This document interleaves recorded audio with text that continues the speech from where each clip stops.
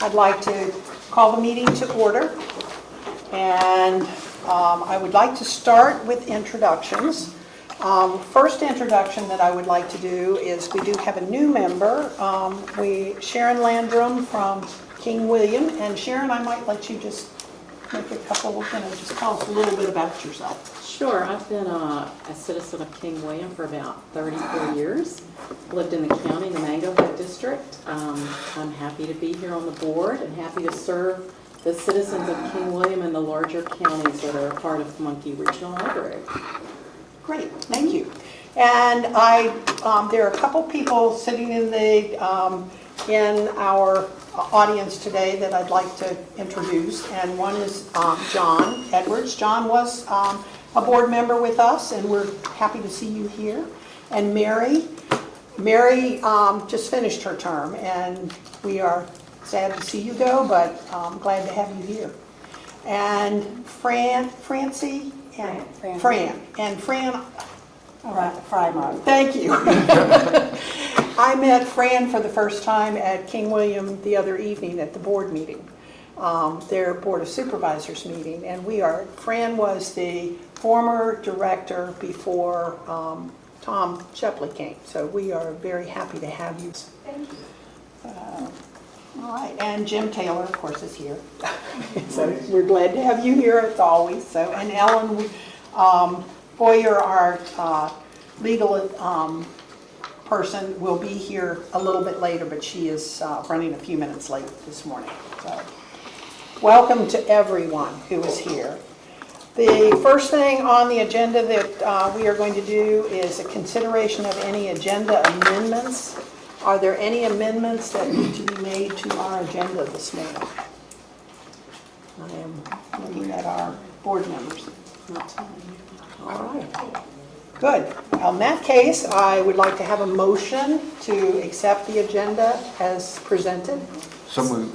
Okay. And a second? Second. Okay. And all those in favor, please say aye. Aye. All opposed? Okay, so the agenda has been accepted. The next thing on our agenda is our citizens' time. And as I've been trying to do at each meeting with the citizens' time, I will read the statement that is in our bylaws for citizens' time. Citizens' time is an opportunity for citizens to present comments and information to the board regarding any matter within the scope of the board's authority. Any person who desires to speak will be asked to provide their name and county of residence. Citizens are expected to address the board as a whole and not as single individuals. And during citizens' time, each speaker shall be permitted to speak for up to 3 minutes. And we will try very hard to have everybody who would like to speak have an opportunity to speak. Okay. I have only 2 names that have been presented to me. So we'll start with Peggy Lavender.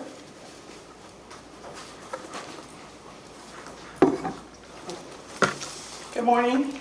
Good morning. Good My name morning. is Peggy Lavender, Mechanicsville.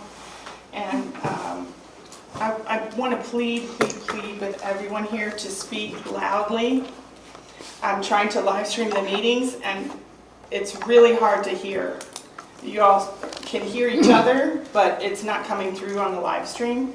And that is a public meetings rule that we have to be able to participate if someone's live streaming. So I'm just asking, for that. Secondly, we are here facing the fact that King William is wanting to leave Pamunkey Regional Library. That has been an effort by a small minority of people in King William. A lot of people in King William didn't know that was happening. And the initial complaint was that it was a place where you could get pornography and that people in King William did not want that. And now we have people on the board that believe there's pornography in our libraries. And it's unfortunate. We had 2 really good trustees who understood how libraries work and how usage of libraries work, and that expertise of trained ALA and bachelor's and master's degrees, people who are trained in libraries, were telling you that there's no pornography in the library. And now we have people on the board who believe there is. And it's unfortunate. It's caused division in our community. It's caused harassment to our library staff and the volunteers on the board by some of the people that are now on the board. So it really has devolved into chaos. And I want everyone to understand that it's what the public is seeing. And I don't see from 18 months to 2 years ago why any of it was necessary. We had a really good functioning library, a gem in our community, well organized, well funded, well used, and made a lot of people happy. And now we're in the news. Michael Paul Williams gave y'all the treatment of the chaos that we see here. So I just want to support our libraries, our librarians, our staff, and I want it to go back to where everybody chose how they used the library. The professionals were allowed to do their jobs. And that I did hear also that one member on this board went and denigrated our former director. That's shameful. It's not the way business should be run. It's not professional, and I don't want to see that anymore. Thank you. Thank you. Okay, the second person is Karen Bell. And Karen is from West Point. Good morning, I'm Karen Bell. I live here in West Point. I graduated from West Point High School in 1970.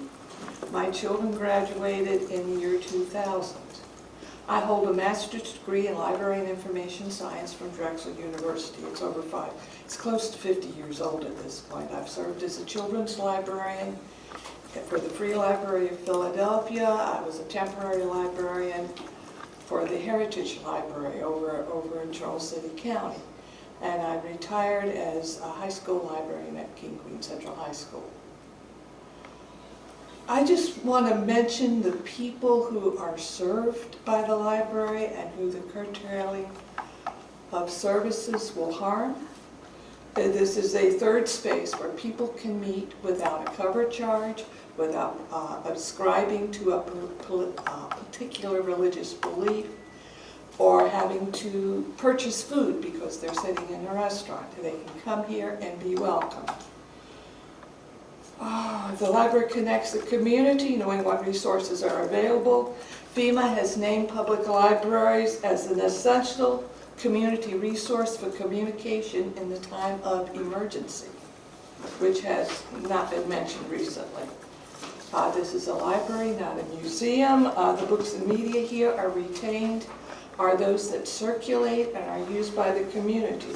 If we go back in West Point to what we had before Pamunkey came in, it will be books donated that people didn't want from their homes, and these books will not circulate, and people will not, and then we can justify we don't need a library. Access to the state of the library increases neighborhood desirability as far as real estate values. And people have moved to West Point for the public schools and the resources available here in town. We will lose resources. It provides access to the internet, information on how to use the internet. We still have people in the community who don't have the resources to afford a smartphone or an internet access at home, and they come here for the resources. How to get food stamps, what are the resources available to them. The library is a community resource. And great help with tax forms and so forth. The one that's near and dear to my heart, the library provides access for the AP students, the students who are taking online classes, our rural kids who don't have steady internet access. And when you're doing an online test, if it drops out, that test has been submitted and you just failed it. The library focuses on all the communities. Is that my time? That's your time. I'm sorry, I had 2 more cards. Thank you. Do you know what? We have time. You have time? Yes, we I'm have sorry. time. Why don't you go ahead and Okay, I do have two two more more. The cards? library for more focuses on all the community's population, the seniors, the veterans, the employed, retired, single, job seekers, the ones in what do they call it, Chapter 8 housing, whatever it's called. Yeah, that, and families and singles. It's a good place to quietly study, to do paperwork when the things may be chaos at home. Okay, thank you. Thank you. All right. Are there any other people who would like to speak? Yes, okay. Okay, and Jessica McLean. Hi, Board. My name is Jessica McLean. I live in Aylet. Congratulations, Sharon. As you know, we've had a big development. I don't have anything prepared, but I have two main points. The first is that it's, as I sat here listening to this last speaker, I realized how sad it was that this misinformation about the library is going around. We're not closing the library. We're not, all of the resources that were just mentioned are not going away. And I also want to remind the board and everyone in this room that this whole thing started 2 years ago when all that happened was a group of concerned King William citizens asked PRL for a common sense policy. That's where this whole thing started. It was a tiny acorn. All we asked was that PRL library that we were a part of and had been for a long time, take action to create a policy. That's it. And PRL said, no, screw, go away. And that's where this started. And you see what snowball effect it has, is that we didn't come here, I never started coming to these meetings to remove myself or to have King William removed from the PRL. But PRL didn't listen.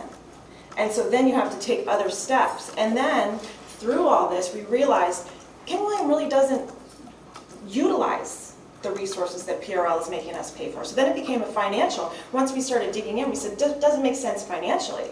You know, you're forcing us to make payments on this expensive thing, but we don't really use it, and we have no input on how to use our money. So then it became sort of a common sense thing. So you see it just sort of developed. And the other thing that's interesting to me is that when King William decided to withdraw, there was this whole upset and outrage. Why? You know, if a relationship isn't working for someone, and we're saying, hey, we're good, we're going to be great, we're going to have all the resources that you need, and printers and computers, it makes me question the motive of those shrieking for us not to get out. And I'll tell you the reason why. Because it benefits them. That's the only reason why. They're not worried about it benefiting the individual counties. So I see the ulterior motive there. And it exposes the whole, it's just another reason why we need to get out, and why we should get out, and why I'm happy that we're getting out, and King William is happy. Before I run out of time, the other thing I wanted to mention was that they're speaking of the small minority, which that's what it is, the small minority in King William that uses the library, a small minority that wants us to stay in the PRL. They're thwarting our democracy. There's librarians in PRL, I wanted to bring to your attention, I emailed you about it, that are using taxpayer-funded time. They're on the clock, they're behind the counter, just 10 more seconds, passing out flyers and propagandizing the patrons of the library with misinformation about our withdrawal and wanting us to stay in. That's thwarting democracy because we voted for our Board of Supervisors who represents the majority, and the left often talks about democracy, and that's how democracy works. The majority of King William voted those Board of Supervisors in, they listened to the people, and they did what the majority wanted. That's called democracy. So the small minority is actually you. So please address the issue. I've already emailed you, I have the name and all the information, but I would like that to be addressed. That should not be happening on our taxpayer-funded money. Thank you. Thank you. All right. Is there anyone else who would like to speak? Yes, Fran. Yes, I didn't intend to speak, but listening to Mrs. McLean, I really didn't feel the need to speak.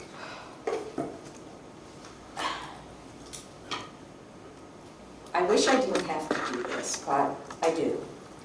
Yes, indeed, the Board of Supervisors does have the power to take away what we have worked for over 80 years together to create. And they can tell you that the majority of the people in King William want to leave the library. But in fact, that is not true, and they cannot prove that to you because the board won't allow a referendum in which every person can have their say. We've been told that we will have exactly the same resources, but it will be better if we're not with Pamunkey. They have absolutely no evidence that that is the truth. And so far, we haven't been told what we will have if the library actually leaves Pamunkey, if King William actually withdraws from Pamunkey. I am working with, or I shouldn't say I'm working with, because I'm not, because they won't work with me. I am trying to present information to the board about how much it actually costs to run a library. I have no evidence that the Board of Supervisors is willing to look at that information. Not made up by me, because I'm retired and don't have the resources to do that, but a true cost estimate from library professionals. It's my hope that the library library supporters will be able to present enough information to the Board of Supervisors that they will understand that it will not, in fact, cost less, and they will not, in fact, have the same resources if they leave the Pamunkey Regional Library. So that's really all I have to say to you. We're doing our best to make sure that the people in the community that I live in have the same resources, mainly by staying in Pamunkey. And I believe that the Pamunkey Regional Library does have a very reasonable policy about parents and children, and I don't believe there's any pornography in the library. I believe that if you have children in your family that you're concerned about, the library policy protects your rights as a parent to evaluate and to supervise what your children do. And I would also like to say one more thing. Ms. McLean did refer to an incident where library staff members have been actually harassed both in person and online. And I hope that you as a board will be aware that that's happening to Pamunkey Regional Library staff and will do what you can to prevent it. Thank you for your time. Thank you. Is there anyone else who would like to speak? Yes. And your name? Good morning. My name is Lucy Thornton Edwards, and I'm a citizen here in West Point, and I was born and raised here. And the library, to me, has always meant acquisition of information, opportunity to see what there is in the world. Most of my years, that was denied, of course, because I very much remember being a little girl, and when the library was created, I think you said about 80 years ago, right? It's about the time when I began trying to look to see what books there were, look to see what use there could be made of the library. My first exposure came when the bookmobile came around, because that's all the colored children could count on or look for. And so when I found the library and wandered in as a very little child, I was told, don't sit at that table, you cannot, and stop fingering those books. What makes you think you could look at a book that talks about Greece or anything else? I mean, what? Colored children don't do that. And I must say to you that this effort to limit, deny, and basically cut off information to King William County residents, to West Point residents, and basically to minority communities like myself. I still would use a bookmobile if it were there and available. I would use other access libraries, and I have cards to other libraries who let people get their cards even though they live out of town now. I must tell you, I see this as an awful diminution of King William County, Wood, West Point rights. And I've been in and out of this community. Mostly, I've been here for the last, I'm going to say, 15 or so years, moving back home from having lived and worked in communities all over the country, from Washington, D.C., to El Paso, Texas, to New Mexico, to the 5 states in the Southwest, including Arkansas, and working for the U.S. Commission on Civil Rights.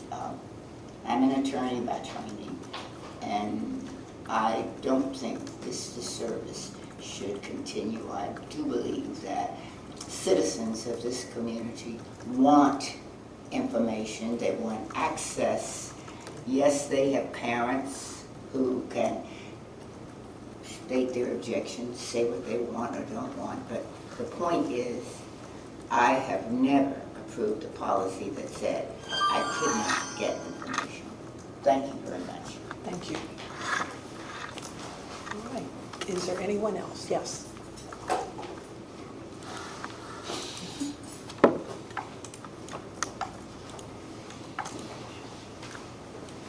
Good morning. Morning. My name is May Sanford. I have been a resident of West Point for 21 years. I'm a lifelong educator, child of teachers, granddaughter of teachers. Some people in the family say that we're descended from Ben Franklin and a creator of libraries. I'm passionate about this place. And I'm passionate about Pamunkey Regional Library. I use it all the time. And the things that I look for, I find it often better equipped. I teach at William and Mary. I find resources here that are important that I haven't found there or at other libraries around. And often what I find is that the thing that I want to read, that I need to read, that's current, is not maybe held by West Point Library, but often it's by other members of the consortium. And that's a great value of Pamunkey Regional Library, that we have this kind of resource. The other thing that I just want to say is we need a referendum Monday night. A speaker on the board said, well, we've gotten only 23 emails. They're out of the entire residence. This is not a referendum. We need to really know, to have the information out that this is in the works so that people, King William residents, can know what's going on. I also want to say that this is a value. Other people have said it, I think, better than I have, but this is a resource for every member of this community. It supports the school system. It makes a place to gather. Hot spots are an issue in our area. This makes it available to people who need it. A couple of years ago at the Board of Supervisors, there was someone who spoke and said he was looking for a job. It was a librarian who showed him the resources, who helped him file the application for a government job. He got the job, and he thanked the library. This is not an issue. This is not a resource for one age group or one demographic, and that's its great and democratic value. Thank you. All right, is there anyone else who would like to speak? Okay, we have added a new part to the agenda each month, and it's called the board's response to citizens' time. And I'll read from our bylaws again. It says, the board may respond at the conclusion of citizens' time to comments or questions offered by citizens, and information that is readily available in response to citizens' comments may be provided at this time. In addition, the board may direct the staff to prepare a report or take other action in response to comments received during citizens' time. So I'm going to open it up to board members. If there are any board members who would like to comment on any of the comments that have come through. Well, I would like to know, one of the citizens mentioned harassment of the librarians. I'd like a little bit more information on that. The other thing is, I'd like to know what happens, if the librarians do hand out this information to patrons. Who handles that? The board, the staff? What does that entail? Yes. Take that. I will try to project. I usually am I know. kind of bad about that. The library obviously provides information to our communities. One of the ways that we do that in most of our branches, we have community boards, bulletin boards. We have a policy about free and displayed materials there. So anything that's of interest to our community that's not a for-profit venture would be available for customers to come in and post their information. I believe that there was a community group that had asked to post a flyer in the branches on the community board space, and that flyer met the policy. And What so if that it was being handed out to the librarian? Sure. We do provide information to folks, so if customers had come up and wanted to have some information about this community group that was trying to save the libraries, it would be appropriate for staff to provide that information to them. Okay. I believe there are some flyers for the group in the community space here, and the Friends of the Library have spaces in our libraries that they would distribute community information as well. I have a comment Yes. or two.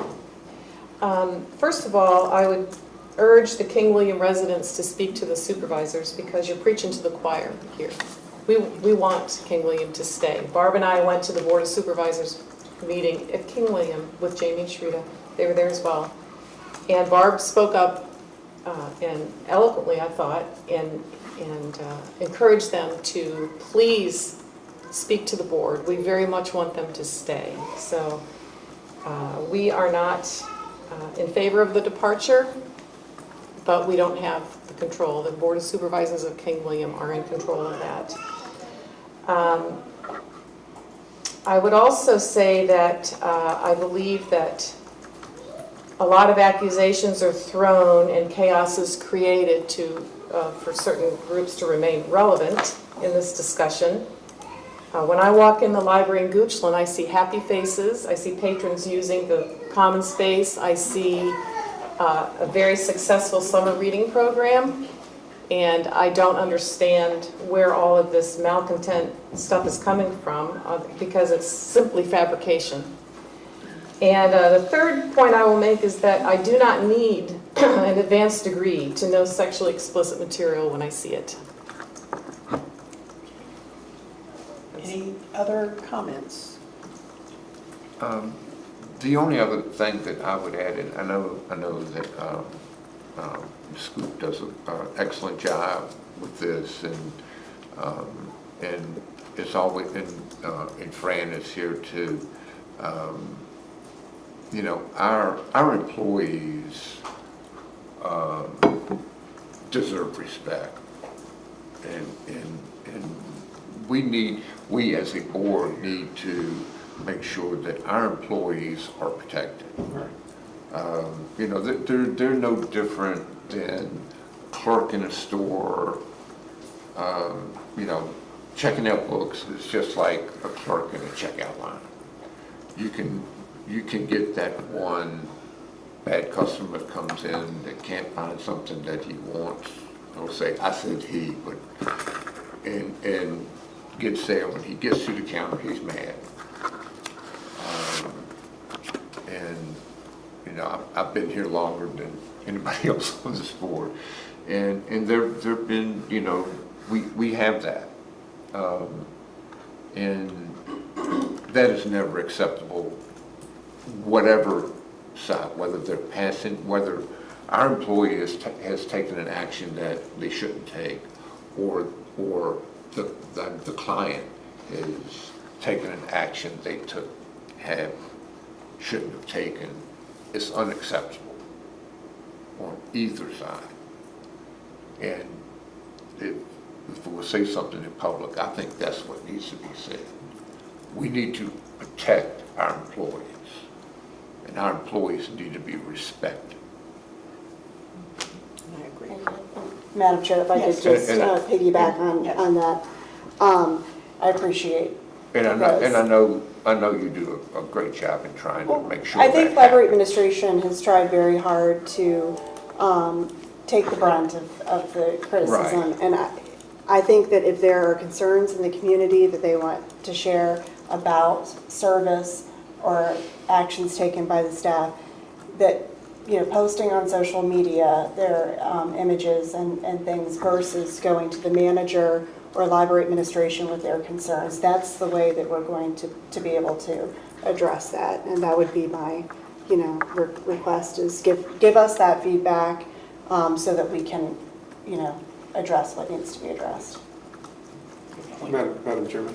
Yes. I also want to say that what Joe and Jamie were just talking about, and what Sharon brought up, the harassment issue is certainly something that would be a #1 issue that I would be concerned about. But I have confidence in the staff, Jamie and the staff.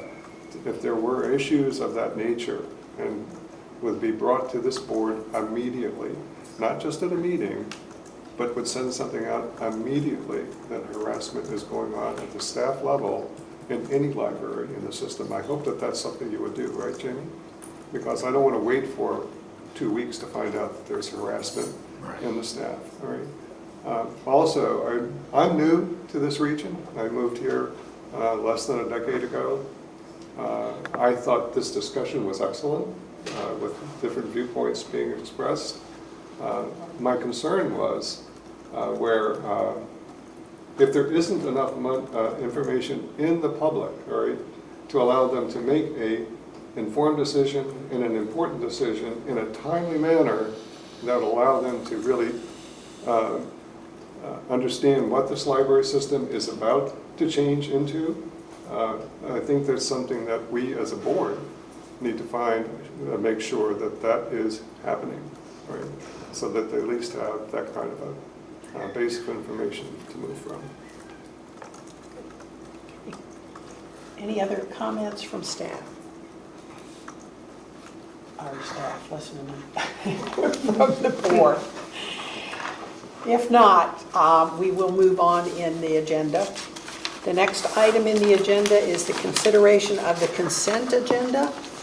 And the items that are on the consent agenda are the May 22nd Board of Trustees meeting minutes, the June 26th Board of Trustees meeting minutes, the June Board financial report, the June warrants report, the June monthly deposit record, and the June fund schedule. Do I have a motion to accept the items that are on the consent agenda? So moved. Okay. Do I have a second? I'll second. Okay, are there any comments, questions that need to be addressed I before got we two bucks. vote? I think the two of us, I don't know. I've read them. I would just like to comment on Ken's work on the explanation of the fund balance report was excellent. He took a little tiny spreadsheet that I put together and on his own expanded it and brought clarity that I never anticipated. I just wanted to thank you, Ken, again for doing that very much.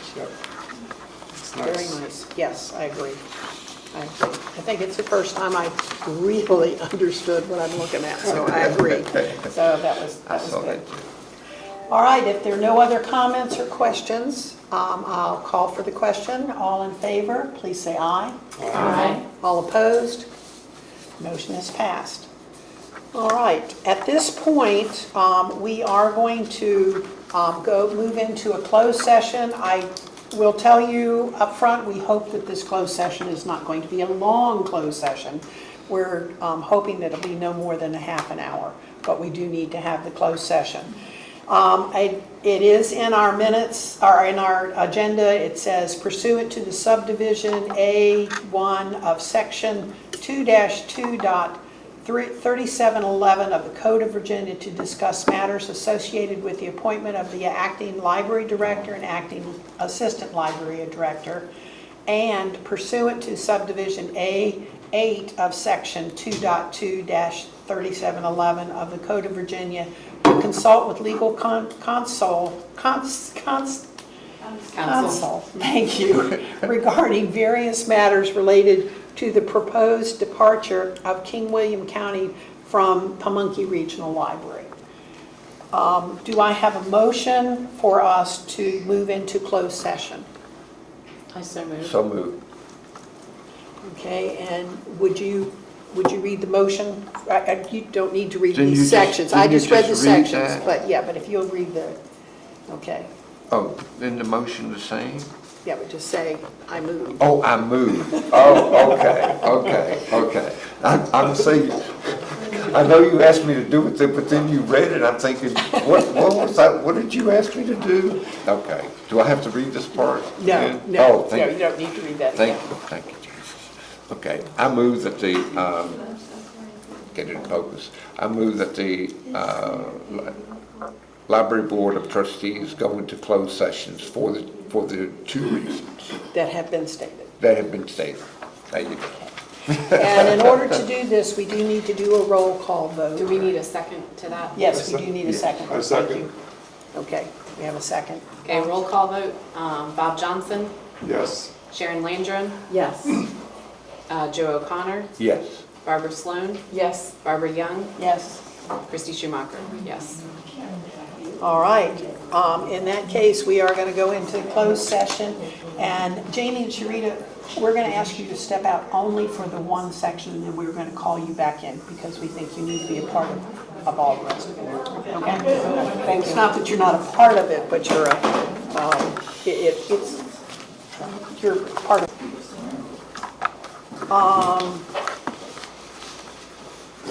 And we do have a motion. I'll give you, Peggy, I'll give you a second to get set up. Yeah. Who's making that motion?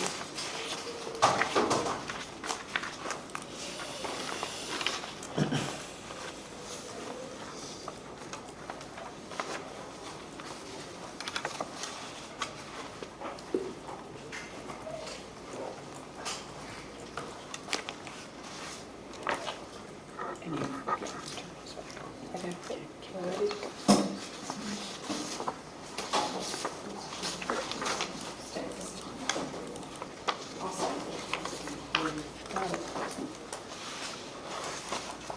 It's not for you. Thank you. Okay. All right. I would like to call our meeting back to order, and we do have a motion to come out of the closed session. Okay. Madam Chair, I move that the Library Board of Trustees certify that, to the best of each member's knowledge, only those public business matters lawfully exempt from the open meeting requirements and so described in the earlier motion by which the closed meeting was conveyed, yes, be heard, discussed, and considered in the closed session. Do I have a second to that motion? I second. All right, we need to do a roll call vote. Bob Johnson, Yes, Sharon Landrum. Yes. Joe O'Connor, Yes. Barbara Sloan, Yes? Barb Young, Yes. Christy Schumacher. Yes. All right, the motion has passed. We're ready to move on with our agenda, and the next item on our agenda is the director's report.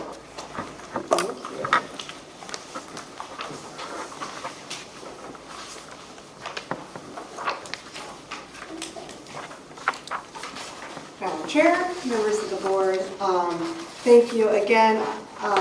My acting director's report is available on the website, so I'm going to pull out some highlights from that. If you have any questions or need any clarifications, please let me know. We have not completed our end of the year statistics. Hopefully those will be done by the next meeting, so I'll be able to share some of those with you. However, for June, we have exceeded forecasted goals in circulation and library visits, which is excellent. We reached 90.4% of our forecasted goal for new borrowers this fiscal year. A notable statistic I pulled out, the Goochland branch use of their meeting room by community groups. So this is not library-sponsored programs, but by members of the community that are booking the space rose by 68%.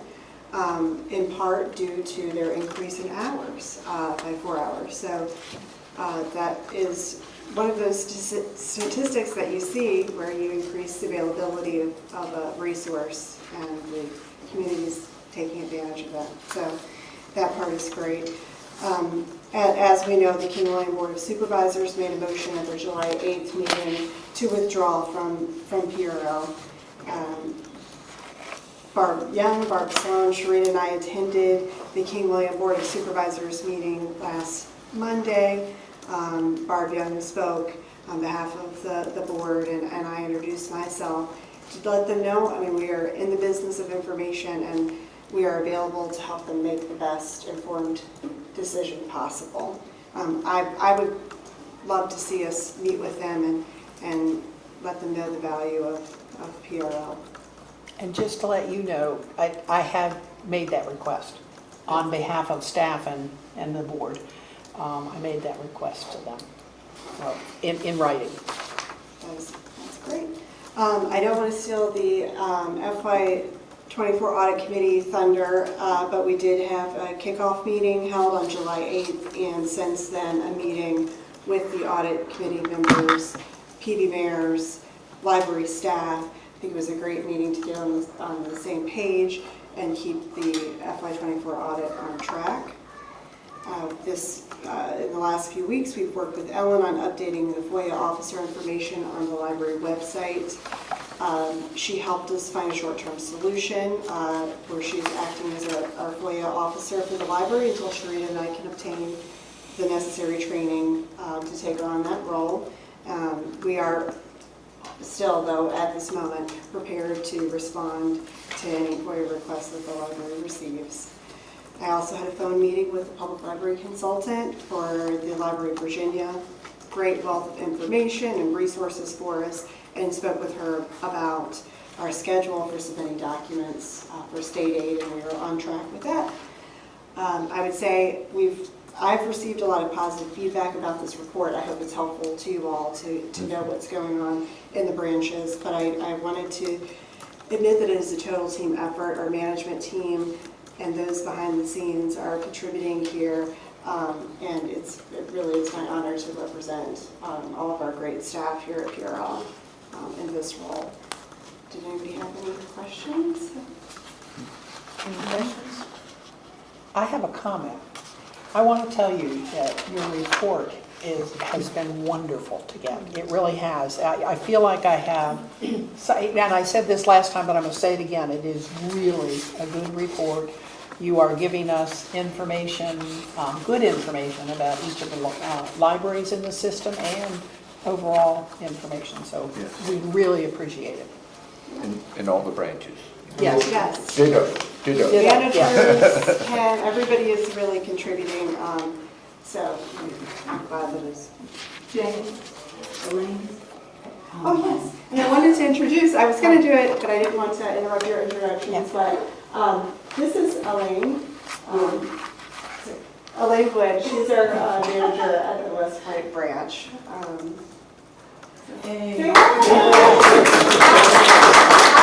That if you like this branch, Elaine had a huge hand in making what it is. It is She was involved in the beautiful. project Yeah. from the start in helping to plan renovations for this space. So, yeah, Elaine deserves a great deal of thanks and applause for her work. Yes. Yay, yay. And the fish. And of course, The fish lights. The fish lights. They are a highlight. and of course, as was John. Yes, absolutely. John Edwards here. Yes. So, thank you for reminding me. Thank you. Thank you.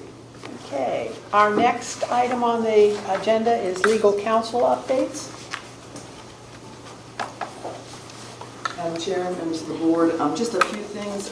One, as indicated, I am serving briefly and temporarily as the FOIA officer for the library until the training can be obtained, and I'm glad to do that. Just a quick thing, also the 5-year plan, I think we need to take a look at that, maybe get some updates, and I'll be happy if the board wishes to provide any assistance with that I can provide. Final issue, last meeting, the board voted to amend its bylaws, and the amendment was made to modify the quorum.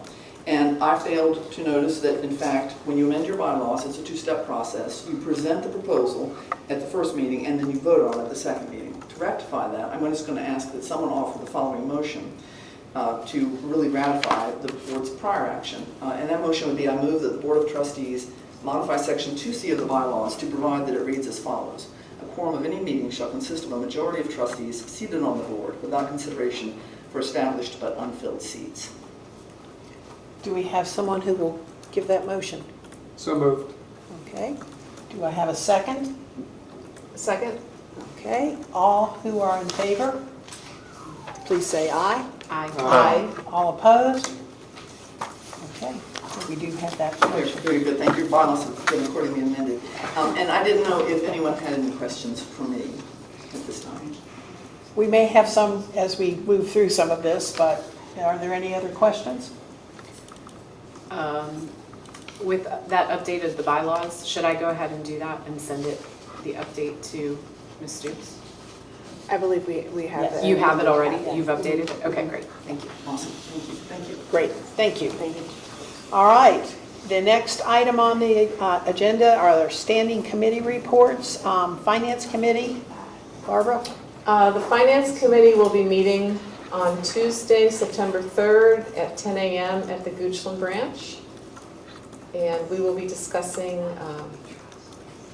multiple items regarding the finances of the library, which are yet to be determined at this moment. But Okay. that's when we will meet. Great. All right. Any other items? Okay, good. All right, for the Personnel Committee, Ryan is not here, who is the chair, but at this point it's Ryan and me on that committee right now. So Ryan did give me the list of nominations that the Personnel Committee would like to present today for a vote for our different officers. And you all got a copy. If you don't have a copy, we do have some extra copies here. So if anybody needs a copy of this. For PRL Chair, the committee is recommending me, Barbara Young. The PRL Vice Chair, they're recommending Christy Schumacher. And for PRL Secretary, Sharon Landrum. And then we'll vote separately on the treasurer, just because it's a kind of a different animal. Do I have any other nominations from the floor for officers? All right, if there are no nominations from the floor, do I have a motion to accept these three nominations as a vote? to accept them? So moved. All right. Do I have a second? Second. Okay. Any other discussion? All right, in that case, all those who are in favor of these 3 officers, please state aye. Aye. All opposed? Okay, so the new officers for this year will be me as chair, Christy Schumacher as the vice chair, and Sharon Landrum as the secretary. We also need to vote on treasurer. This is a non-board member position, and according to our bylaws, it should be our director. And so the personnel committee would like to put forward Jamie Stoops' name as the treasurer for this year. Could I just Yes. make a point? Do we need to elect her? I thought the reason we rewrote the bylaws last time was so that we did not have to elect the treasurer. She's not an elected officer of the board. I'm looking at Ellen. I'm looking at the bylaws. I'm sorry. Point 4, officer of the library. It just says the treasurer should have charge of the library funds and is the library director.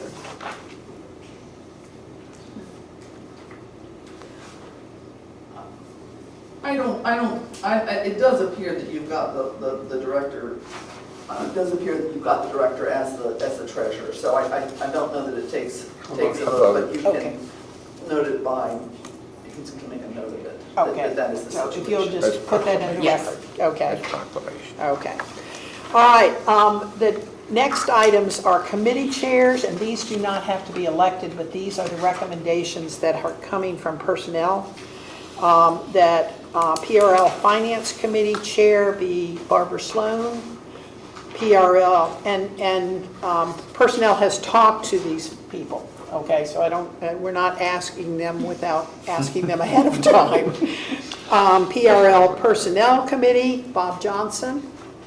And PRL Audit Committee, which is, right now, is an ad hoc committee, but one of the things that we will do during our new business is hopefully, or not new business, but during the time of the audit committee report, I would like to change that to a standing committee.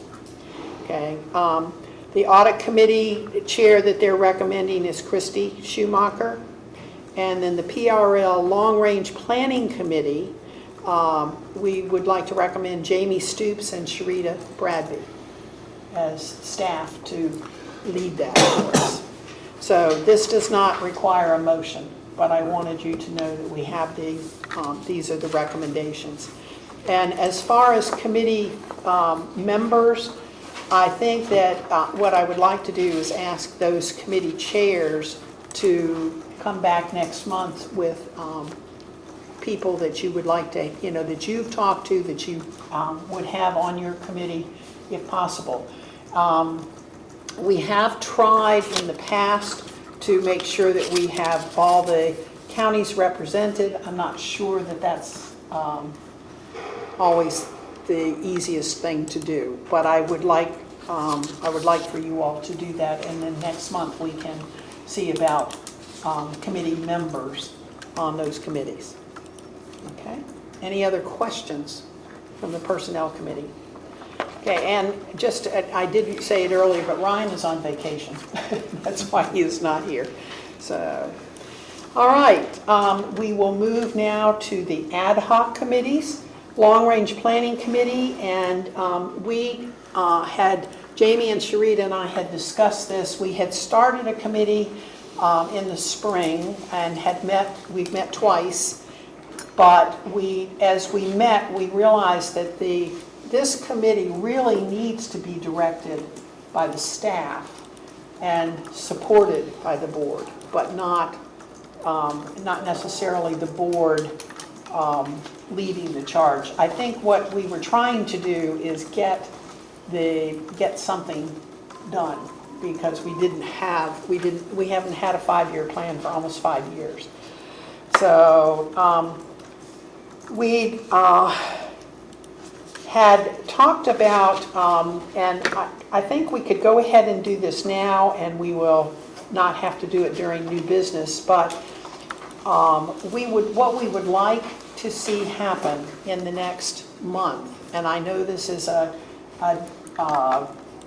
lot in one fell swoop, but we would like to come up with a real broad outline of a 5-year plan by next month, and we will do a focus next month at our meeting on the 5-year plan.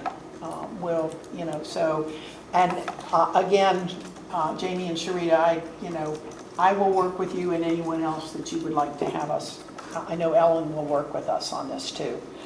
And a piece of that we would like to have come out of that is a 1-year plan that will go from July 1 of this year through June 30th of next year that has more detail to it, so that we can really start seeing, what are the things that we need to do to stay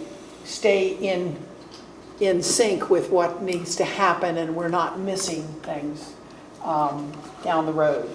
And Ellen, did you want to add anything about this?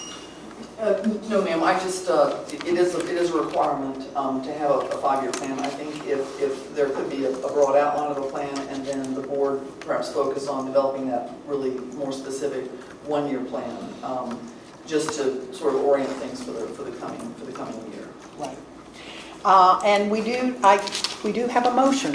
I'm not sure. I move that the Library Board of Trustees direct the acting director and acting assistant director to work with legal counsel in coordination with the board chair to prepare a draft 5-year plan for the library for submission to the board at the August 2024 meeting. Okay, do I have a second to that motion? Second. Okay. Any discussion? Anybody have any questions? You all need something more on your plate, right? All right. If there are no other questions, then I'll call for the question. All those who are in favor, please say aye. Aye. Aye. All opposed? Motion has passed. All right. Okay, the next committee, ad hoc committee, is the audit committee. Christy? So yes, as Jamie mentioned in her report, on July 8th that week, Pamunkey Regional Library staff worked together with PB Mayors to submit the initial preliminary work. Last Friday, the FY24 audit committee met together by teams. And that included PRL staff, Mrs. Shaver, I believe is with us. Are you there? Probably not. Probably not, okay. She was earlier. Yes, she was. And PB Mayors, and then also Barbara Sloan and myself were there. And I think it was a good point just to kind of connect and share expectations and talk about moving forward. So I think we're in a really good place. PB Mayors did do a little bit of adjustment to their timeline schedule just to help make sure that we get all the documents to them in order for them to be prepared for their work. So that was a good step forward. So. I mentioned before that I would like to see this committee become a standing committee. There will be times when you may have a couple months when you don't need to meet, but I think it needs to be a standing committee for every year. So I'd like to have a motion on that. Could somebody make a motion to make our audit committee a standing committee? So I move to make the FY 2024 Audit Committee a standing committee. Thank you. Do I have a second? Second. Okay. And I did check with bylaws, and we do not have to have anything else other than just a motion to make this. So are there any other questions about this? If not, then I call for the vote. All those in favor, please say aye. Aye. All opposed? Okay, so that will become a standing committee for us. We're ready to move into old business. The first thing that I want to have in the old business is that I want to make sure that this is put into record, that we did accept Tom Shepley's resignation as the director of Pamunkey Regional Library. We accepted it effective June 27th, 2024. And that does need to be in our record. Okay. Next item on old business is King and Queen County's departure update. I don't know if you've heard anything or seen anything or done anything. I did go look at their website. They do have a website now. They have a nice looking website. And they do have some programs and so forth. And I think they had a grand opening. Or they, yeah. I looked at it too. Nice job. Yeah. So just to let you know. But I think as far as Pamunkey is concerned, we have met everything that was in our MOU. So I think we're good.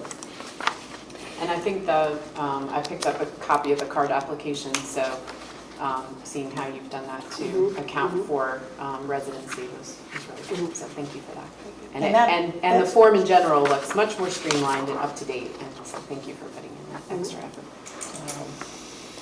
And I think that's going well. It sounds like it. I saw in your minutes that, some of them complained, had some complaints. It's going well, and we've been responsive to that. So we, as part of this, in order to comply with the library card registration policy, we put in place staff procedures to verify residency. Our first, go around of that was to have 2 documents to verify residency, and got the feedback that that was a little much. So we dialed that back to accept a driver's license with your current address on it, as long as it didn't have a P.O. box as your proof of residency. And I think that change was a good one, and we've received feedback about that. So I think it's going well. Great. Okay. All right. Next item on the old business is the FY 2025 trustee meeting schedule. And Sharita, I might turn to you because I think you're the one that put this together for us. So, okay. I drafted the schedule of dates and shared that with the board. The meeting rooms have been booked if those are suitable for you all. If that date is set, we're ready to add the information to the website. Okay. And I did notice that for the 2 evening meetings, we didn't have a time yet. So we need to come up with a time. There was some discussion about that for this evening. So we as the board need to determine a time. You'll notice that there's an evening meeting in October at the Montpelier Branch Library. And there's one in March, okay, at the Atlee Branch Library. So do I have any suggestions as to the times for those meetings? I would be in favor of the earlier side, along like 5 to 5:30 for the meetings to begin. If somebody is working, is that going to make? If we do an evening meeting, that's going to give folks time to get home from work. Yeah. I was So thinking the same. 5:30? I think if they're 6 or 7. coming for, I'm thinking probably 6 or 7. Yeah, that's what I was thinking. So Go for 6? Our libraries close at 9, is that correct? Yeah, so I would think in order to be able to try to fit into the opening hours of the library, it would make sense that we start at 6. Okay. Right, because otherwise, if we start at 7 and we go beyond 2 hours, which we often do, we are already beyond library hours. Right. You're right. Do we have an opening date for Montpelier? No, we do not yet, but it's We're gonna use close. their It's building. very close. I'm just asking. We can do it in the parking lot. I will say, for When is that? October. October. It's still hot in October. No, we can't do it in the parking lot. For library sponsored, I mean, we could run over, the branch could close and have folks still in the meeting space. You know, like, that would be totally acceptable if we needed to have Okay, a that's marathon good meeting. Well, But I think 6 is a kind of a compromise between, 5 and 7, so, yeah. 6 is good. So we'll do the 6. So, So we will the make the same- 2 of those at 6. 6. The only other one I had a question about, Sharita, is the December meeting. We do have a November meeting on there, which we don't normally do, but I'm fine with that because I think December, where would we have it? I think we probably need to this year. I think it's good to have that. But the December one, we usually try to do it a little earlier. And I don't know if that's I can possible. find an earlier date, and I can do that right now if you would like, or I can. so those November and December dates are the third Wednesdays of the month already, right? So that Right. November date does not conflict with Thanksgiving. Yeah, right, I Thanksgiving realize is the that. week after. Yeah. So- And December's the 18th, right? Are you all comfortable with the 18th? If you're comfortable with the 18th, I'm okay with the 18th. I just, we had generally done it earlier, but. Well, usually we've missed the November meeting and then had like an earlier December meeting. Right. Right, like That's right. what, 8th of December or something like that. Well, do you want to just leave it at the 18th? I'm looking for nods of heads. Yeah, it's- Because I I'm mean, not it's going to take a fine with vote me. Yeah. on that. Okay, we'll leave it at the 18th then, okay? And we will make note that the long-range planning committee meeting was canceled when we Yes. get this posted. Yes, okay. That was for July 10th. Yeah. Okay. So it would start with the July 24th meeting? Right. Yes, okay. All right, do I have a motion to accept the schedule with the changes of the 2 6 o'clock and the removal of the July 10th long-range planning meeting? I so move. Okay, do we have a second? Second. All right, all in favor, please say aye. Aye. All opposed? Okay, so we have our schedule now. Great, thank you, Sharita, for doing that. That was good. All right, we're ready to move into our new business. Wait, oh, I'm sorry, I have a couple other things in old business. No, I don't, that's it. Okay, don't mind me. Okay, new business. First item on the agenda here is acting PRL director and acting PRL assistant director service time. And we will communicate with the staff with this. We're not going to say anything more here about this, but we will definitely be communicating that. Our second item on the agenda is the letter from King William. We received that letter on I want to say the 19th of July, stating that they were going to be leaving the PRL. And as a board, I will say that was the first time we had any idea that this was what was going on. So we had heard a couple rumors, but that was it. I think it was July 9th, wasn't it? July 9th, not Right 19th, after you're their right, meeting. July 9th, yes, okay. They also sent a resolution that they had made in their closed session for the closing of the departure. We are going to do a motion to ask our legal counsel to begin to draft an MOU for us on how that departure will take place. But please be aware, we're not driving this train, okay? We are responding to what is happening. We need to make sure that we are planning. It doesn't mean that we're in favor or whatever of this action, but we need to be ready. We need to make sure that, because if they do in fact leave, libraries could not stay open until June 30th. They can't. Well, we would have to have the time to do the move-outs, especially from Upper King William, since that's not a building that is owned by the county, so. Do I have a motion to direct legal counsel to draft a memorandum? I'll do that. Okay. I move that the Library Board of Trustees direct legal counsel to draft a memorandum of understanding to govern the possible departure of King William County from the Pamunkey Regional Library. Do I have a second? Second. Okay. Is there any other discussion about this? All right, in that case, I'll call for the vote. All who are in favor, please say aye. Aye. All opposed? Okay, motion has passed. Okay, the next item on our new business is the reserve fund presentation, and Ken's put together a presentation for us about our reserve fund. We've had a lot of questions, so I'm glad you're doing this for us. I'll take it out here just so I can see it.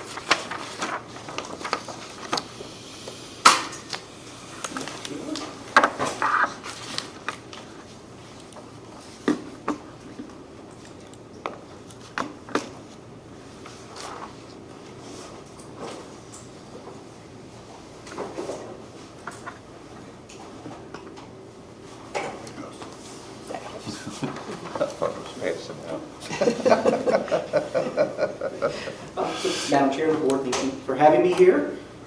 This isn't the most exciting topic, so I apologize in advance. It is rather important to discuss the designation of the fiscal year 24 fund balance.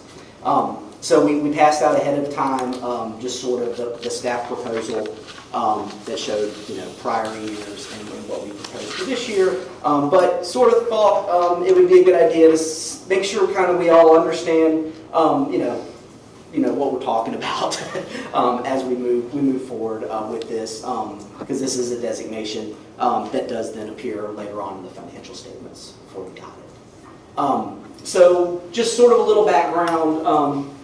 Some of this people might know, sorry, but just sort of to go through it, just to start with, what is fund balance? So the fund balance is the total accumulation of operating surpluses and deficits since the beginning of a local government's existence, as reported using modified accrual methods of accounting. Really what that means at the end of the day is our fund balance is, when we go through the budget year, do we have a balance, do we have a deficit, and all those get added together. And in the span of the existence of the library, we have the fund balance. And when we report on that monthly, what we are showing you monthly, just so you know, is actually very much a real-time snapshot of what that fund balance is. We'll typically run the reports mid-month at a month-end close, but because the fund balance is happening all the time with expenses and revenues coming in and out of it, you will, particularly as you start to look at the detailed monthly fund balance report, you will start to see, even though the board report will cut off transactions as of the end of a month, the fund balance doesn't. So you'll start to see things like the AP from the prior week or revenue from the prior week that we posted. The fund balance report in the monthly fund balance is a much more real time than just the monthly board report. One of the big things with the fund balance is, of course, what changes the fund balance. So we have two changes with the fund balance. We can have an increase, and I think we saw that in FY23. Preview, we're going to see it for FY24. But how does that happen with an increase? One way it happens is our actual revenue exceeds our budgeted revenue in a given fiscal year. That could be from unforeseen donations. We have had in the past 2 years organizations, estates, businesses that have come to us and donated funds to us of a large amount that you really just, it's unexpected, you can't budget for. I'd like to say they're sort of once in a lifetime things, but the fact that they kind of happened back to back in the last 2 years, I don't know if it's true, but it might be. It just could be I'll never see it again myself. The other thing you could see when your revenues exceed your budgeted revenues is just an increase in the use of charged services. That's our printing, our 3D printing, faxing, things like that. We have a higher turnout for that with people visiting the libraries and using those services. We see increased use of that. That can drive up, it creates you a revenue surplus as well. The other thing we can have that increases the fund balance is our actual expenditures are lower than our budgeted expenditures in a given fiscal year. And some examples of that is we can have a project we budget $30,000 for, and the true cost ends up being $25,000. So we save money there. We could just have general cost savings when we're shopping for services with supplies and equipment. I think most of us at the library, we don't want to pay for shipping for anything. So we are shopping around to look for deals, how we can save money. And one of the other areas that our actual expenditures can be lower than budget expenditures is just personnel savings. It can be through from shifts being unfilled. Somebody calls in sick at the last minute. This is part-time staff. It's hard to get a replacement. It can be just from the turnover. We have an employee that's been X, they leave, we bring in a new one. Maybe there's a change in the rate of salary or just the time there. And then just personnel vacancies can add to those personnel savings as well. We're all sort of familiar, I think, with the idea of an increase in fund balance. We can have a decrease in fund balance. It does happen. In that case, that's generally our actual revenue falls below our budgeted revenue for a fiscal year. That could be a change in state aid, maybe could be lower than higher once they quote it to us. We're pretty used to it being a little more, but it could go the opposite way. I have not seen that in my time. We could have changes with local revenue. And actual expenditures could be higher than budgeted expenditures. At the end of the day, it's really a combination of kind of all these things. You get a little bit from column A and a little bit to column D that changes the fund balance. So as we kind of go through, particularly here with FY24, I can actually show you what we had in 24 that's causing our change. The chart here is more or less an example of showing how this works. The blue is your revenue, your expenditures. So we can see, like in the year 2020, you've got revenue over expenditures. The green, the fund balance, is right there. When it sort of stays the same in 21, that green bar stays the same. When in 22, your expenditures are a little higher than revenue, the green dips down. And then when you have revenue over expenditures, that green, which is the fund balance, dips up. Are there any kind of questions about the general idea of how that works and how it moves before I go on? And if I'm boring you, just raise your hand. No, this is great. This is good information. I'll try something else. So one of the important things for the board is, so we have this fund balance, and it does need a designation. And there are categories that these funds need to be designated into and can be designated into. And what I really want the board to understand is what those designations are. And we'll look through them. You're going to see them in what we handed out. But I kind of want to give you an idea of what these are. So the top one at the list is a non-spendable part of your fund balance. And these are amounts that are not in a spendable form or are required to be maintained intact. The typical examples of this are inventories and prepaid items. I'll admit the library has not had non-spendable items, so it's a little hard for me to get you sort of a concrete example of how that would be in the library world. These examples are more just from government accounting presentations. But we're going to get some more specific, library-specific examples here in a moment. Next, we have a restricted fund balance. Your restricted fund balance, they are amounts that are constrained to a specific purpose, either by their providers, which is such as grantors, creditors, law regulations, or through law, constitutional provisions, or enabling legislation. And an example of this that is within Pamunkey Regional Library are donations given for a specific purpose. So a group or an organization says, Pamunkey Library, here's a donation for X. I would like it to be spent at a particular branch or for a particular program. They have put a restriction on how the library can use that money. And we do have some examples of that in the FY24 fund balance. We've always previously committed those funds by vote, but really in talking it out and looking at it, they really are more restricted than they are committed. So that will be a little bit of a change. We also have the committed fund balance. These are amounts that can only be used for specific purposes and imposed by a majority vote resolution of the library board. The library board is the highest level decision-making authority that can, by adoption of majority vote, commit fund balance. Once adopted, the limitation is imposed and remains in place until a similar action, another adoption by majority vote, to remove or revise the limitation. Ideas of a committed fund balance are sort of specific contractual obligations that we're going to use that fund balance to pay for. In our case, what we would have coming up is the lease for the administrative space is a committed item. This is also important because this is done by vote. So this is kind of the reason why every year we need to look at the fund balance and vote, because things happen and we've got to adapt to do that. So you do that by a vote, which is the why we want to have the vote. The next level, it gets a little more squishy once we get past committed and assigned. The assigned fund balance, these are amounts constrained by the library board's intent, but are neither restricted or committed. So these are things like strategic initiatives we might have. Projects you want to do within the branch. It could be annual replacement cycles, equipment, things of that nature that we need to look at for. That's an assigned fund balance. The board decides what to do with that. We put that money there, so forth. And then the last category is the unassigned fund balance. This probably sounds more scarier than it actually is when you dig into it.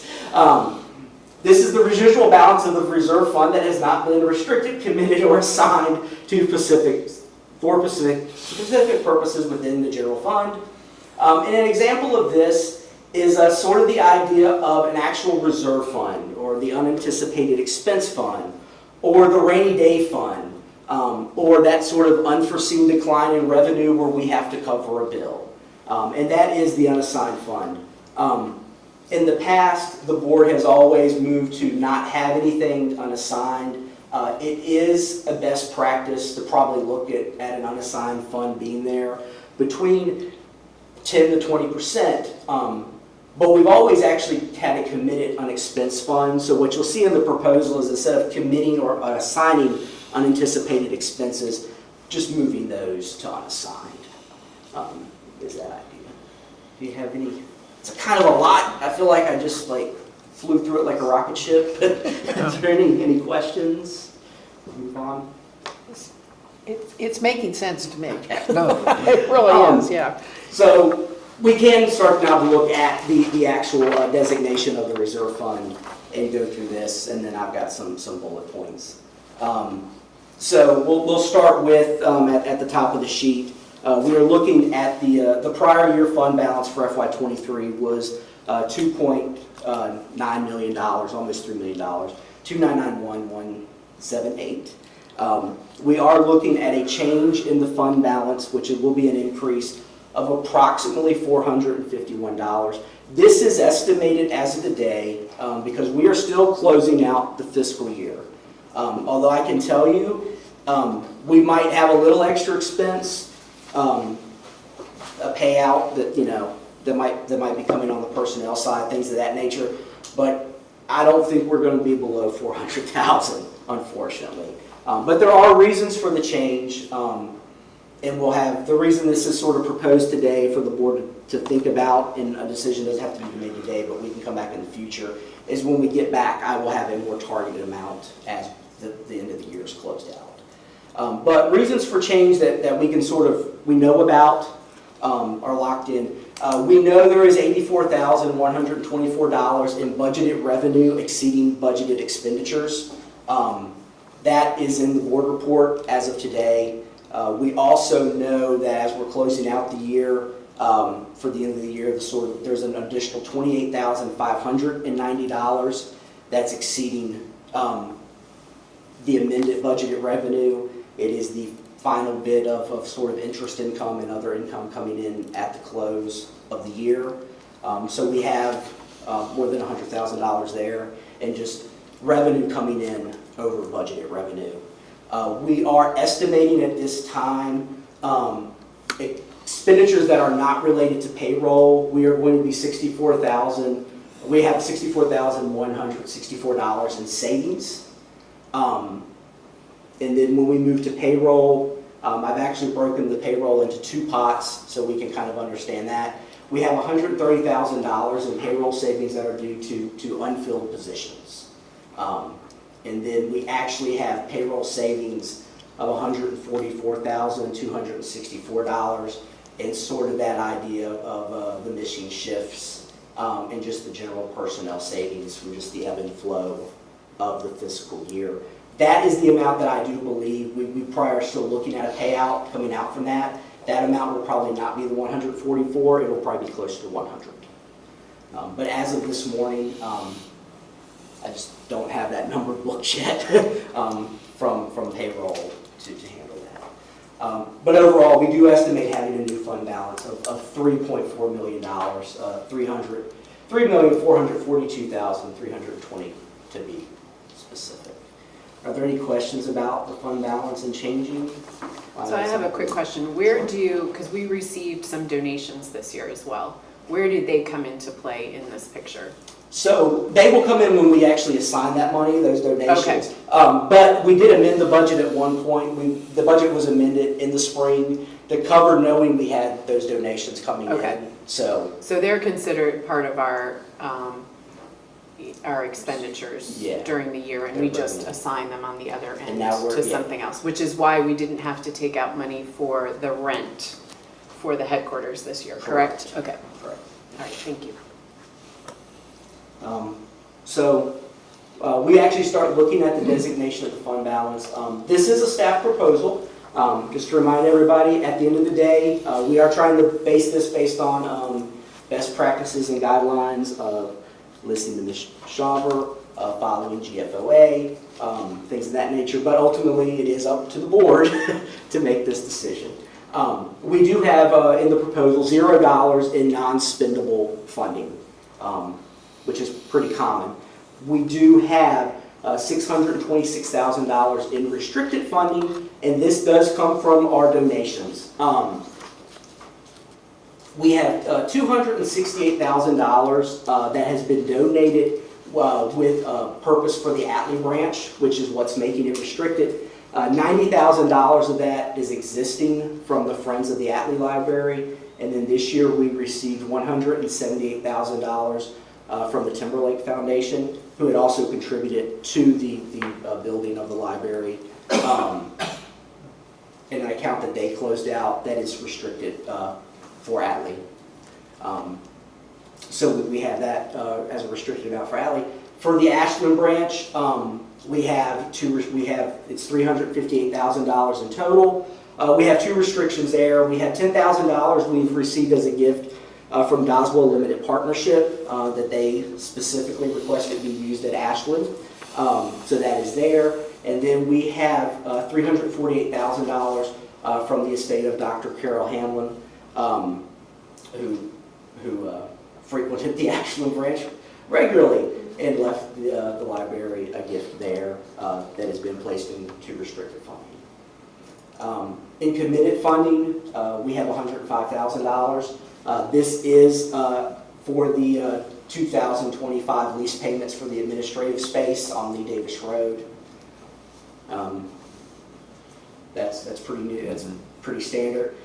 In the assigned fund balance, we have two broken out amounts. The assigned fund balance we have recommended to either be $2,116,032 or the balance after everything else is assigned going into there.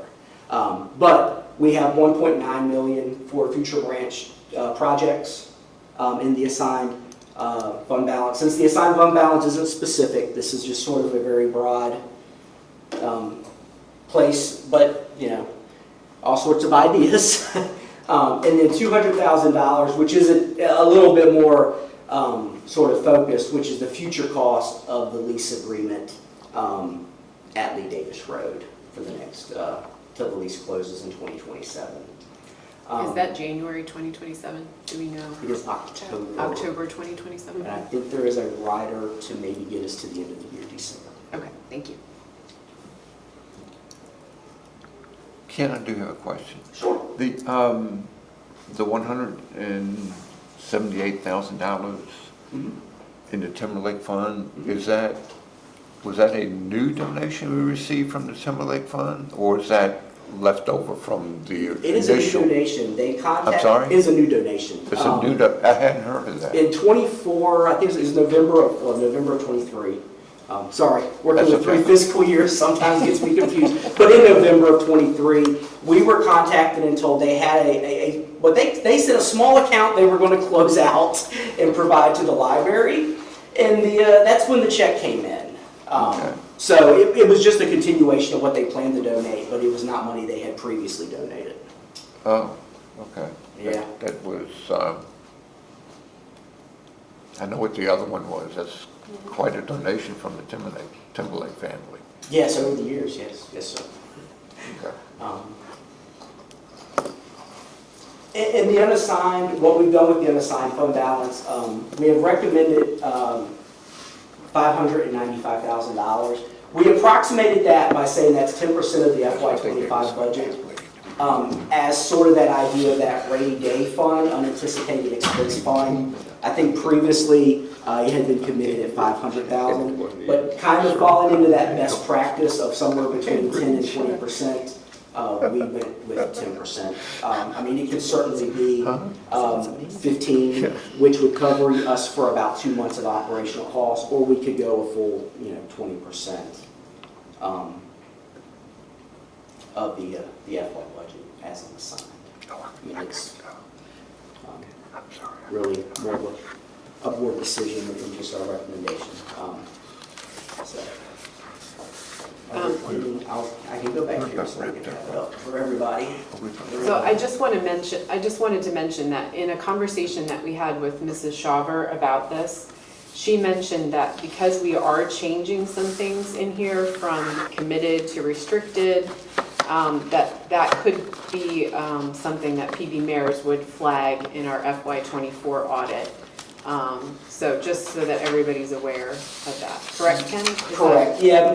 Moving the 90,000, which was committed to restricted, moving the 10,000 from committed to restricted, they could make note of that.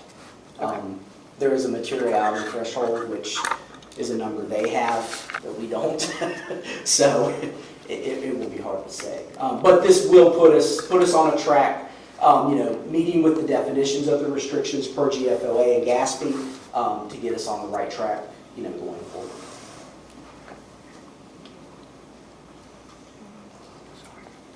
And obviously, another big change here is moving things from a future admin capital project to calling it future branch capital projects. I saw that, yes.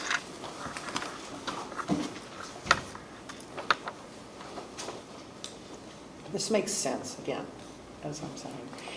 I hope at the end of this, we can get a copy of this. Yeah. We will send this out. Thank you. Most definitely. Yeah. Any other questions? This is excellent, Ken. Thank you It very much. is, it Excellent is. Thank you for your time.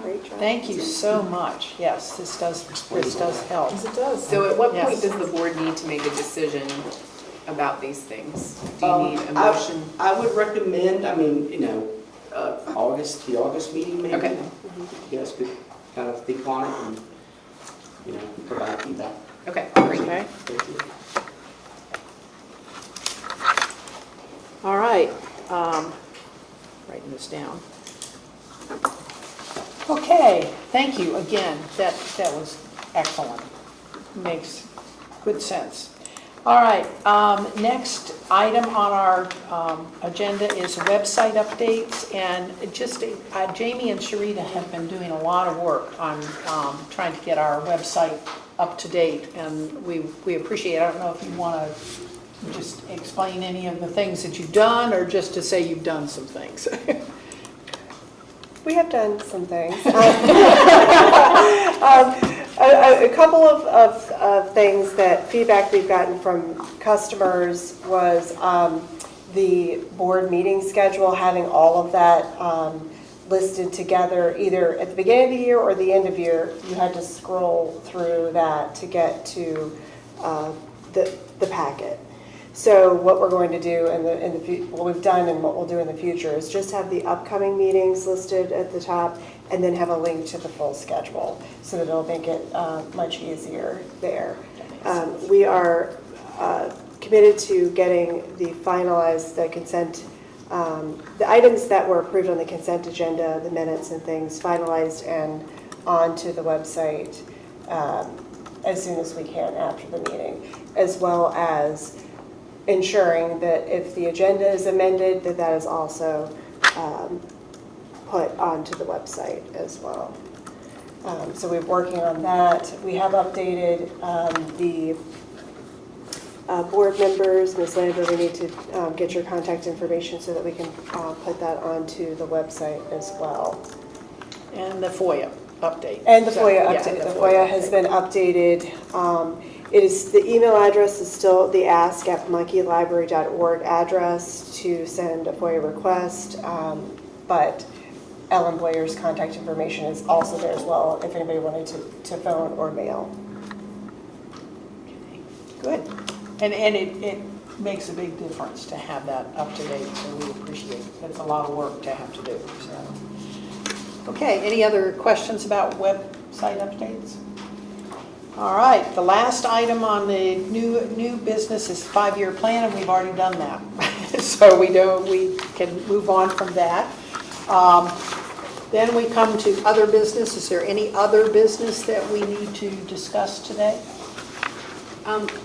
One of the things that came up for me just in the talking about the fund balance is at some point it would be great to see what the plans are for some of that money that's assigned to the Abbey branch or the Ashland branch. So this was I'm not expecting anything today, but as we move forward, look forward to seeing those plans. Great. Any other comments, questions? All right, if not, then I am looking for a motion for us to adjourn the meeting. So moved. All right, as